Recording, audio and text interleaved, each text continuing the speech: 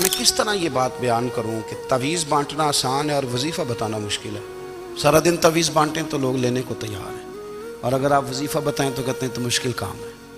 او خدا کے بندے، اگر آپ کا تعلق قرآن پاک کے ساتھ مضبوط ہو، قرآن پاک کے ساتھ اگر آپ کا رشتہ ہو، لوگ سفارشیں ڈھونڈتے ہیں نا دنیا میں، کوئی تعلق مل جائے تو میرا کام ہو جائے۔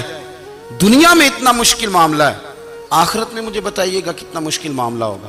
میرے نبی پاک صلی اللہ تعالی علیہ وسلم نے فرمایا جو لوگ سورہ ملک پڑھا کرتے تھے نا، سورہ ملک، یہ سورت ملک قیامت میں ان کی سفارش کرے گی، اور اس طرح کرے گی کہ کہے گی اے اللہ یہاں اس بندے کو جنت میں داخل کر دے یا مجھے قرآن پاک سے علیحدہ کر دے۔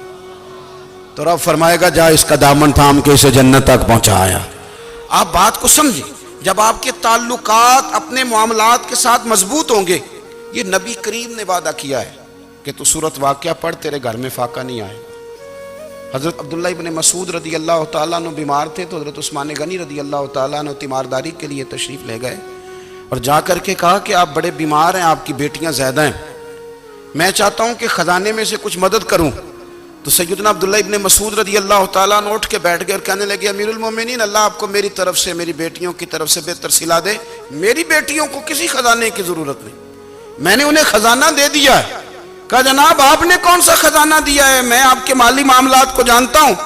تو فرمانے لگے امیر المومنین، میرے نبی کریم نے فرمایا ہے جو سورت واقعہ پڑھے اسے کبھی فاقہ نہیں آتا، میں نے بیٹیوں کو یاد کرا دی ہے، یہ خزانہ میں نے انہیں دے دیا ہے۔ وہ سارے والدین سنیں جو بیٹیوں کے لیے پریشان رہتے ہیں۔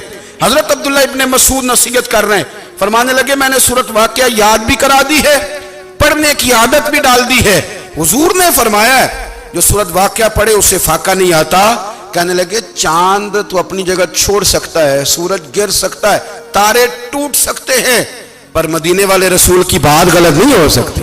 حضور نے فرمایا فاقہ نہیں آئے گا تو انشاءاللہ کبھی بھی نہیں آئے گا۔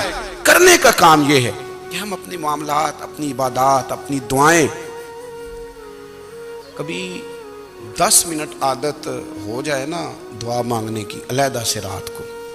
حضور نے فرمایا جو فرض نماز کے بعد دعا مانگے اللہ اس کی قبول کر لیتا ہے۔ نبی پاک صلی اللہ تعالیٰ علیہ وسلم نے فرمایا اللہ مسافر کی دعا قبول فرماتا ہے۔ حضور نے فرمایا اللہ مظلوم کی دعا قبول فرماتا ہے۔ حضور نے فرمایا بیمار سے دعا کراؤ اللہ اس کی دعا قبول فرماتا ہے۔ میرے نبی پاک نے فرمایا ماں باپ جب بھی اولاد کے لیے ہاتھ اٹھائیں، ویسے تے بلے شاہ تو آسمانی اڑ دیا ہی پھڑ دیں، جڑا گھر بیٹھا انہوں بڑھیا ہی نہیں۔ حضور فرمانے لگے ماں باپ جب بھی اولاد کے لیے دعا فرمائیں اللہ ان کی دعا کو قبول کرتا ہے۔